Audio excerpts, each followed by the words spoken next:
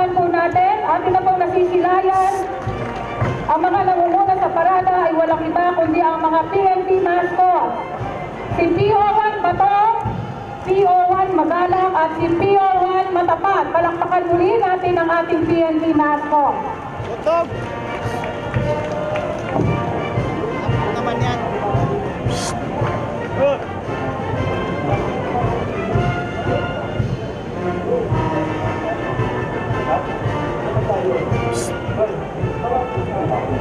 Kayo masyado lumapit. Also approaching the grandstand is the Maritime Group Search and Rescue led by Police Senior Inspector Ariel Saltin.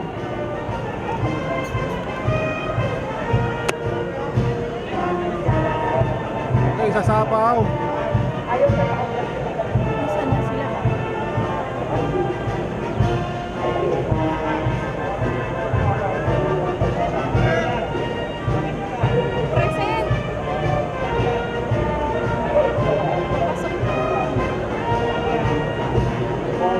Ay kasama sa ating mga programa sa araw na ito, ang mga oath-taking po ng iba't ibang coalitions natin.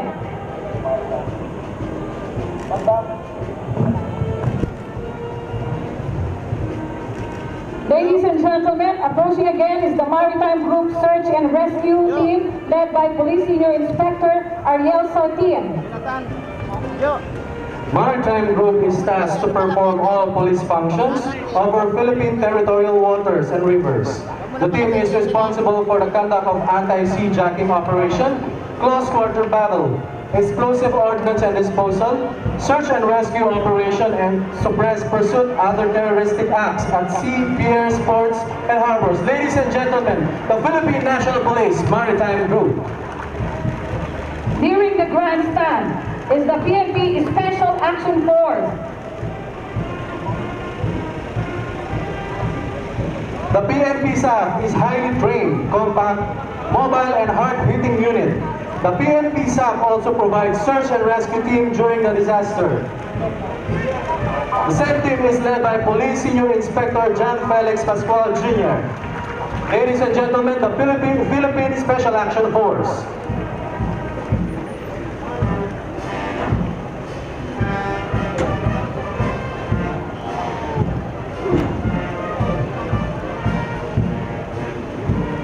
The proper complaint. Responsible for ensuring access to basic public health services to all Filipinos through In the national safety, welfare, and economy.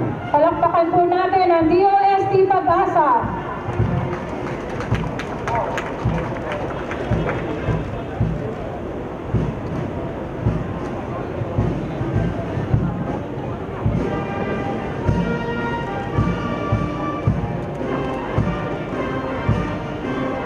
Now passing is the Metro Manila Development Authority. MMDA provides metro-wide services under the jurisdiction of the MMDA are those services which have metro-wide impact and transcend local political boundaries or entail huge expenditures such that it would not be viable for said services to be provided by the individual local government units comprising Metropolitan Manila. Its mission as a humane metropolis,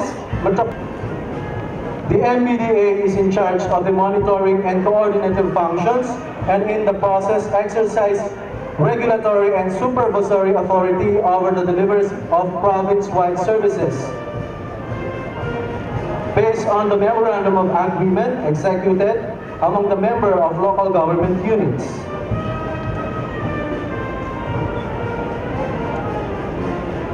We would like to recognize also, since galing po sila sa Bataan, ang kanilang governor, si Governor Abet. Governor Abet Garcia.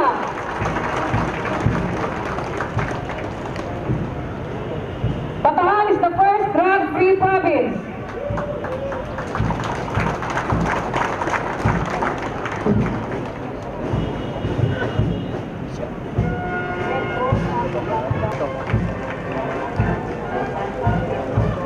NAPOLCOM is the agency mandated by the 1987 Constitution and the major police reform laws, Republic Act number 6975 and 8551, to administer and control the Philippine national. And 200,000 members. Its mission is to achieve sustainable and healthy relationship with the Philippine National Police, Bureau of Fire, and the Bureau of Jail Management of the Philippines and other partners in the public safety sector by offering innovative and responsive products through excellent service, ensuring the complete satisfaction and financial well-being of all members. Palakpakan po muli natin ang PISDAI. Now approaching, ladies and gentlemen, is from the Public Safety Mutual Benefit Fund Incorporated, or PSMBFI, with its marketing manager, Wenzer Sermonia.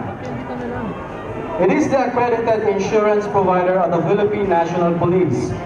PSMBFI is also relied upon to provide protection to public safety practitioners, to include the NAPOLEN, MMDA, DNR, Philippine Coast Guard, Bureau of Fire Protection, and the Philippine National Police Cadets. PSMBFI, sa atin po ito. Ladies and gentlemen, the Association of Chiefs of Police of the Philippines Affiliated NGOs, or ACPIAS. The ACPIAS is led by the Executive Director, Mr. Mike Silva. Yan!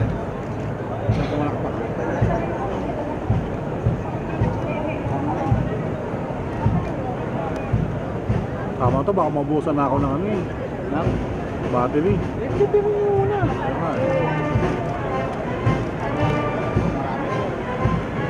Dami ka. Foundation with its president, Ms. R.C. Pabon, with 906 participants. The ACPIAN has 47 strong NGOs. Rioja.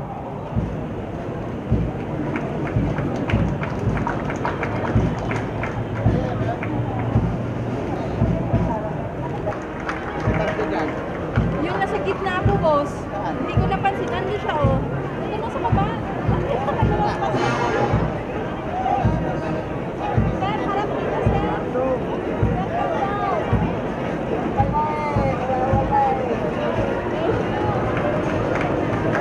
Together with the AXERT is their environmental pet. Di ka ba sisingin sa dagat at bundok, sa simulan sa langit mong tutak? May dilag ang tula at awit sa kanyang minamahal, ang isap ng watak. Araw na luwan hapit pagsikat, buhay namin sa piling mo. Ang ligaya ng pagmay magkakit, ang mamatay ng dahil sa'yo. Please remain standing for the interfaith prayer to be led by police. As we have the interfaith prayer. Oh, ano? Magabayin ko pa ba yan? Mamaya pag Almighty God, you are our stronghold, our light, our strength, our sustainer, and our fortress. We recognize that in you, all of us are equal. As we gather this morning for the 22nd Police Community Relations Month Grand Celebration with the theme, Police and Community, Sharing Responsibility, Taking Action in Unity. May we apply the theme of the celebration with having the sincerity to fully uphold justice and fairness for all our citizenry, regardless of status or position in society. Grant all our law enforcement and all our community with commitment to daily trust and respect of the people of Kenya, to truly help us in all law enforcement support and in all our corporate and private. Bestow all our public servants with integrity and honor, autonomy, comprehension and decision that will fulfill the confidence of our families and all our people. We ask you, Father, to bless our guest of honor speaker, the Undersecretary Catalino Escoy, Officer in Charge, Department of the Interior and Local Government. That his message may inspire all of us so that our quest for genuine transformation can be realized, which starts the change from within ourselves. for the glory and honor of God, and for the love of our families, our organization, and our beloved country. Oh, praise all this unto you. Amen.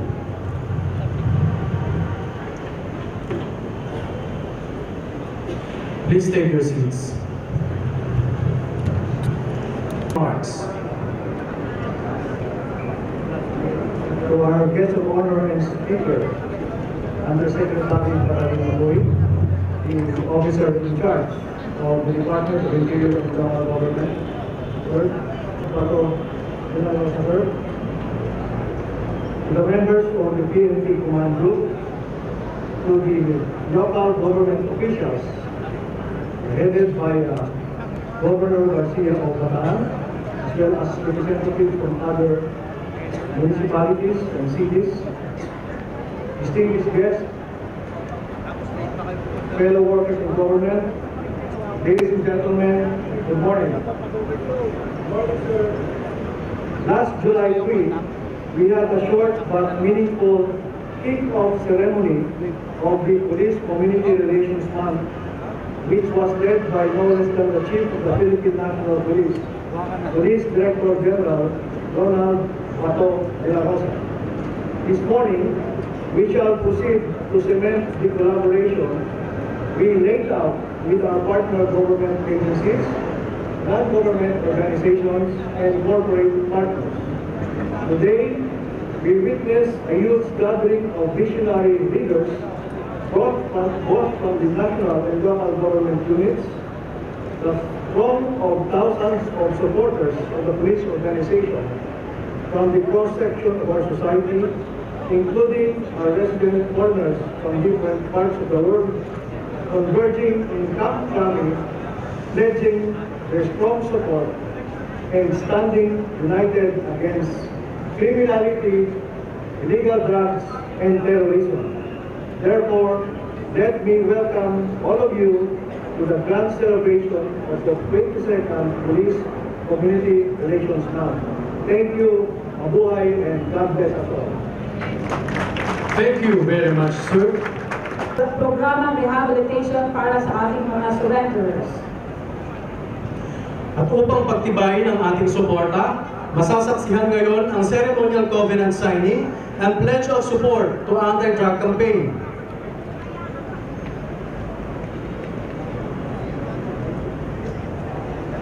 As the pledge of support, together with the Chief PNP Police Director General Ronald M. De La Rosa and the members of the command group.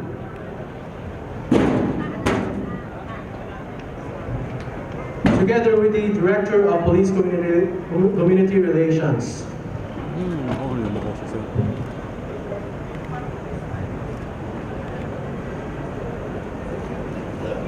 We will also invite the members of the directorial staff present to sign in the Pledge of Covenant.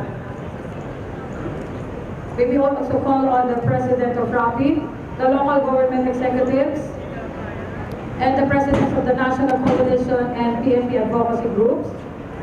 Hilario III, VP for Mindanao, Governor J.B. Tyrone Uy, VP for Planning, Vice Mayor Joy Belmonte, VP for Communications, Police Senior Superintendent Marvin Quitino, VP for Special Operations, Police Senior Superintendent Vicente Danao, VP for Information Operations, Police Senior Superintendent Eric Noble, VP for Community Organizing, Dr. Roger Ilagan.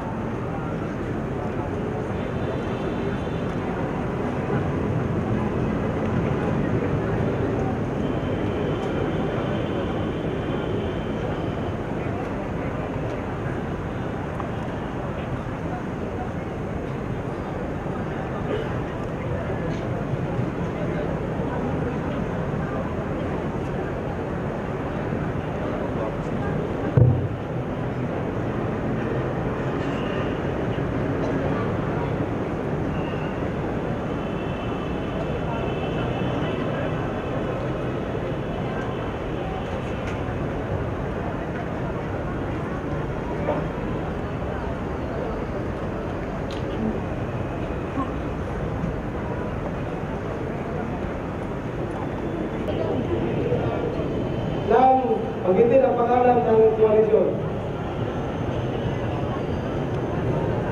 At kusa kong babalikatin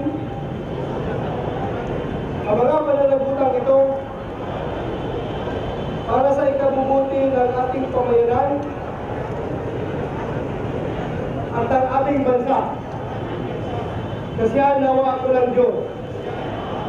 Congratulations. Congratulations. Si Mayor Lani Mercado ng Bacoor, Dito ka, oh.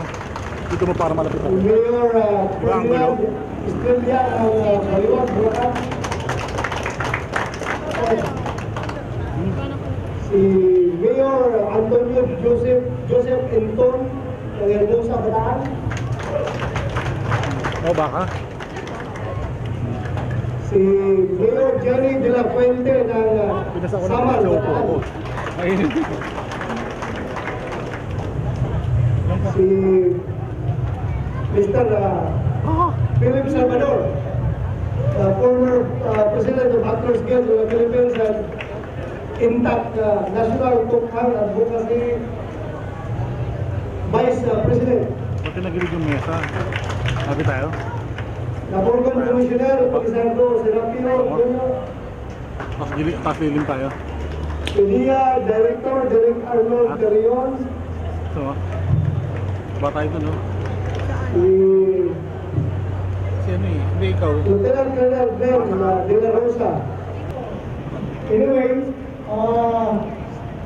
I'm sure yung kanya-kanyang grupo mag-prepare na siguro na kunting pagkain para pang-lunch.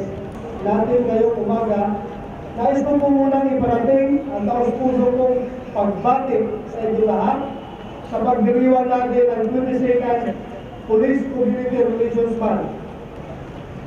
I take this opportunity as well to express the PNP's deep gratitude and appreciation to all our partners and stakeholders in our continuing campaign for peace, most especially in our relentless war against the proliferation of illegal drugs in the country. The PNP is honored with your presence today. Maraming salamat po. Maraming tinis na yung uhaw, yung init at araw, dahil nga sa inyong spirit of volunteerism. At yan po hindi mababayaran ng anumang halaga. Hindi po nababayaran yan sa namin. Kung galing sa puso na volunteerismo. The PNP is honored with your presence today as we join hands in this celebration. This is also an exciting start to a beautiful Sunday morning as we rekindle awareness on the war against illegal drugs through the Freedom Ride, kalayaan sa illegal na droga in cooperation with the PNP's partners in the anti-drug campaign.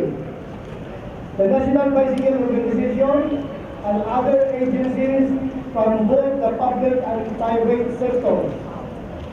Through this bicycle ride, we are sending a strong message to the public that the war on illegal drugs continues to move forward at full speed, focused and determined to reach the finish line. All the bikers who came all the way from Rizal Park, maraming salamat po sa inyo. From day one of the anti-drug war in July 2016, we have fought and won and even lost at certain times, but we have remained relentless to this day as we continue to rid our streets and communities of illegal drugs and the dangers that this menace brings to our country. With 12 months behind us, we have done much, but we know that there is more to do. Together with PDEA, DDB, and different agencies, we do have a formidable force against illegal drugs. Pagpatuloy po natin ang pagkakaisa, naging matagumpay ang ulang taon ng ating gera laban sa droga dahil sa kooperasyon at suporta natin sa isa't isa. At pagpatuloy ang mga tagumpay nito sa mga darating na araw kung pananakasin pa natin ang ating samahan at pwersa sa gera nito. Gawin natin ito para sa pinagkamamahal nating bansa, para sa ating kabataan at sa kanilang magandang kinabukasan. Over the years, community policing across the nation has taken great strides and achieved many milestones that have benefited our countrymen because of the support and cooperation of our partners and stakeholders. Your presence this morning indeed inspires us more to further strengthen the ties that bind us as we are continue to serve and protect the Filipino nation. Mula sa puso ng kapulisan, maraming salamat po sa inyo. Asahan ninyo ang lalo pang masigasig na paglilingkod ng pambansang pulisya sa sambayan ng Pilipino.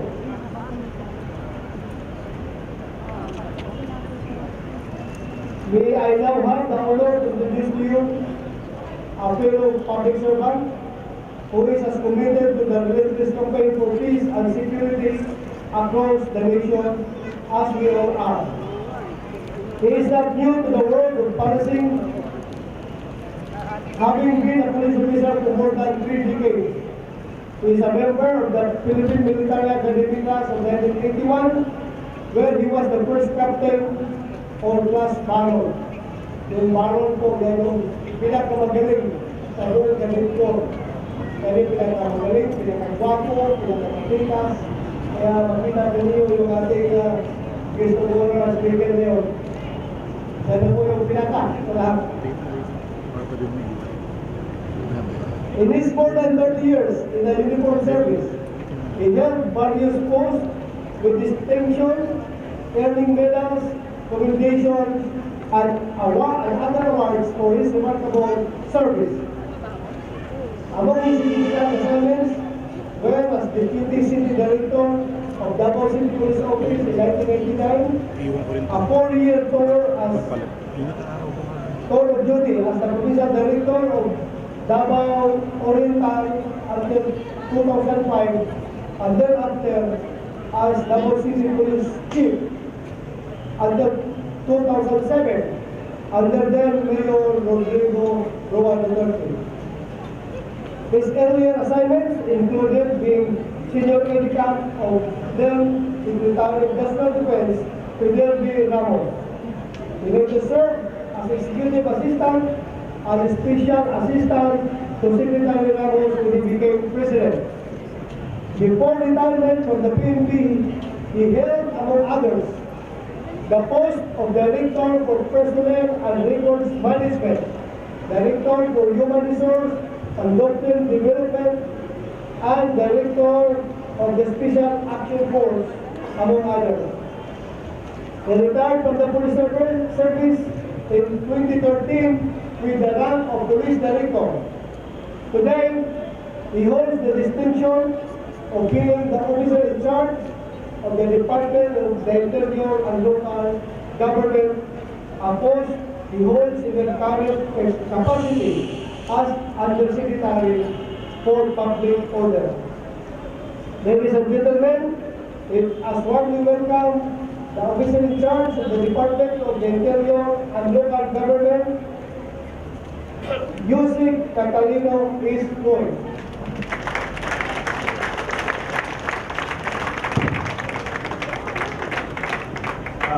Please take a seat, ladies and gentlemen. Pinawisan ako doon sa introduction na ito.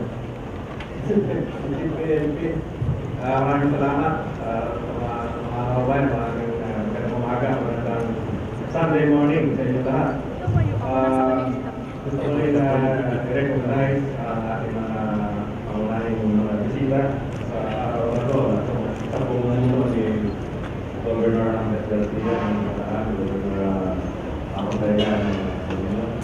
Alam mo sa mga amin, nandiyan din yung ating malaking rehabilitation center na donated sa San Miguel. And kung makita nyo yung perspective drawing ng rehab center na yan, parang resort.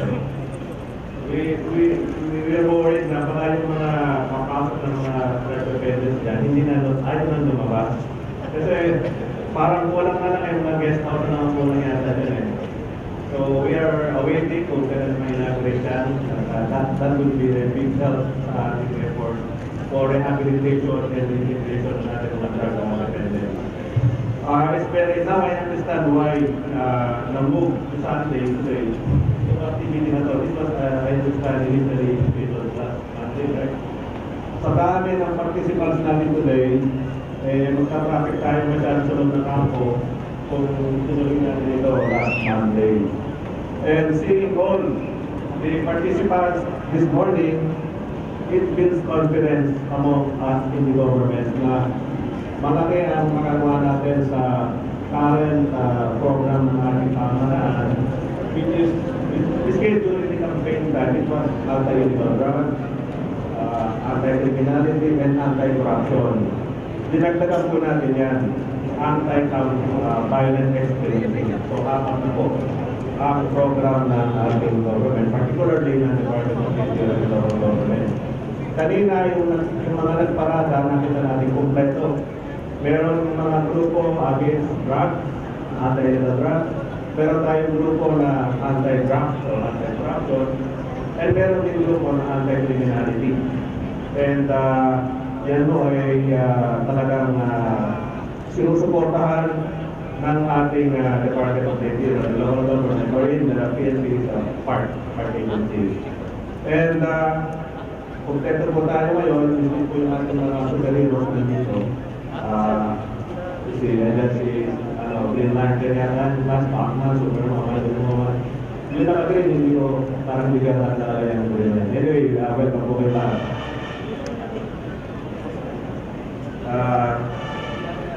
So sa ano po, kanina meron din pong kasama sa mga nagparada yung mga involved sa disaster preparedness. Kailangan po yan, very timely. And lalo na ngayon, kung Wednesdays lang ito na malakas na lindol sa Leyte. Actually, some of our people sa Department of Canada were there already since yesterday to provide material assistance na kailangan sa lugar ngayon. And ang Department of Interior and Local Government for the information of everybody is an active member of our NDRRMC, National Disaster Risk Reduction Management Center, and member po siya ng clusters dito. Yung cluster on disaster preparedness na nakita po natin, na kailangan po yan. Yung cluster on response and retrieval, yan. And ang DILG po ang nag-lead doon sa isang cluster, yung cluster of the management of the dead and missing.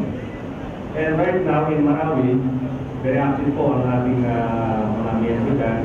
Kasali po ang SOCO ng PNP.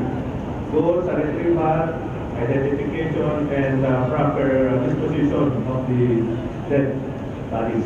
Dead. So,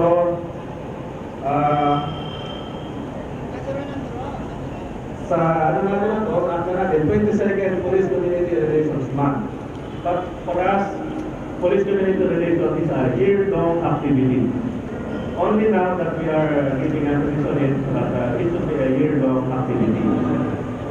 And it is my pleasure to be invited as the guest of honor speaker for the opening of the 22nd Police Community Relations Month. The celebration of the PCR month is indeed an opportune time for the PNP to highlight its efforts in spreading its partnership with the community through various activities and programs. This becomes an even more crucial undertaking as the importance of police-community relations has been proven necessary in addressing certain issues, particularly when proper dissemination of information is needed. Theme for this year, police and community sharing responsibility, taking action in unity, underlines that all of us have a role to play to ensure a well-developed collaboration between the community and the police. Moreover, I believe that the theme is very timely for the rise of social media and the proliferation of fake news. I am also aware that there have been cases wherein information and communication from inside our government agencies has been leaked and posted on social media. We should be conscious that certain information, once especially sensitive one, should be treated with utmost confidentiality, or it might create panic and confusion among the public. Malaki ang ating responsibilidad sa patuloy na pangalagaan ng kapakanan ng ating mamamayan sa aspetong ito. Patuloy tayo naging magyat at matulungin sa mga tumilala ng informasyon na maaaring ibahagi sa publiko at kung ito ay may katotohanan. The Directorate for Police Community Relations and the Police Community Relations Group should exercise their command over this matter and educate our personnel.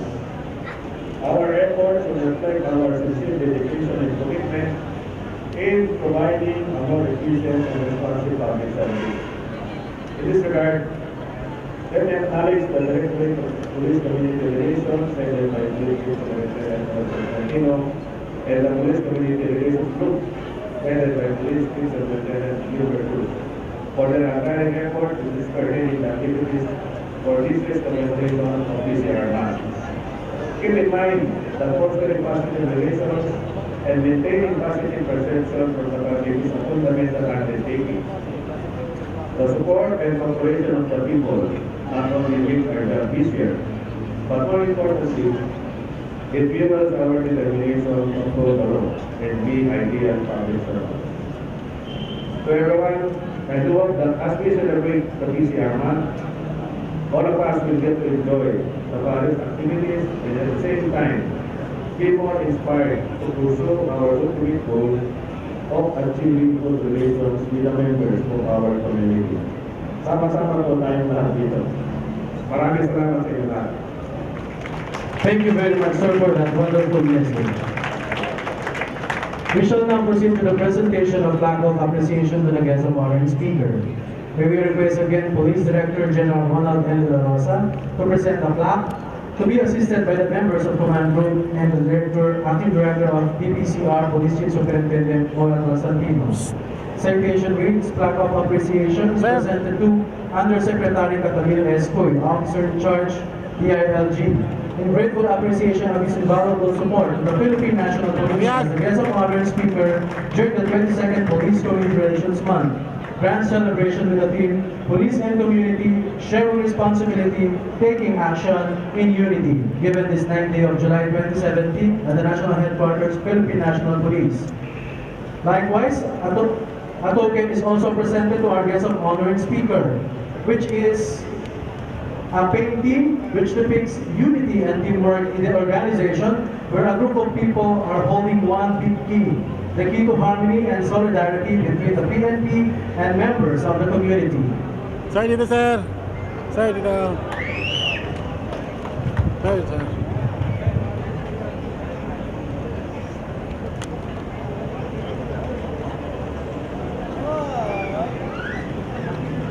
Nice.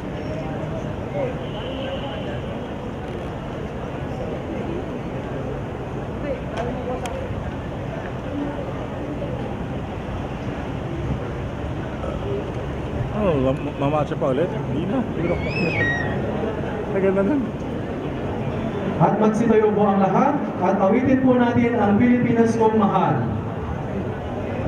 Tabi dyan ha. Amen. Psst.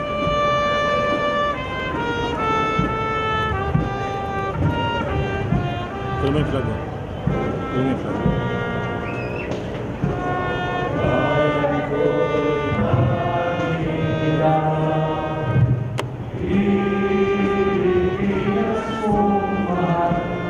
Ang puso ko at buhay man sa iyo'y ibibigay, tungkulin ko'y gagampanan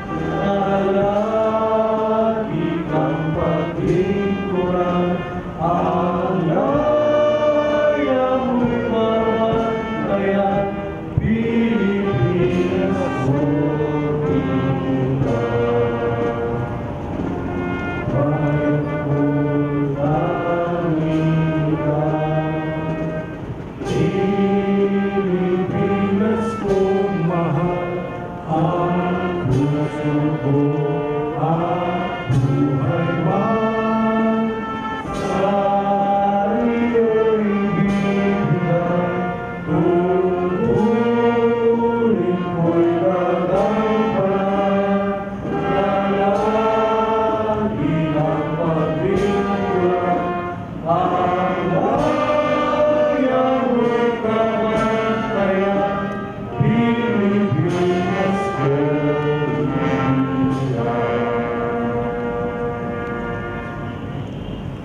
And that concludes our program for the 22nd Police Community Relations Month Grand Celebration with the theme Sharing Responsibility, Taking Action in Unity.